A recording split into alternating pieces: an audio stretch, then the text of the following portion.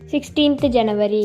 இன்னைக்கு ஏசப்பா நம்மளை பற்றி என்ன சொல்கிறாங்கன்னா, நினை உன் வாலிப பிராயத்தில் சிருஷ்டிகரை நினைன்னு பிரசங்கி 12:1 சொல்லப்பட்டிருக்கு. நம்ம வாலிப பிராயத்தில் நம்ம ஏசப்பாவை மட்டும்தான் நினைக்கணும். நம்ம நிறைய டைம் உலக அன்பை தேடி உலக ஆசையை தேடி போயிருக்கலாம், ஆனால் அது எல்லாமே வேஸ்ட்டு. முடிவில் பார்த்திங்கன்னா அது ஒரு பெரிய கொஸ்டின் மார்க் தான். இந்த வீடியோ நிறைய வாலிபர்கள் பார்த்து கொண்டு இருக்கிறீங்க. நீங்கள் எல்லாமே ஏசப்பாவை நினைங்க.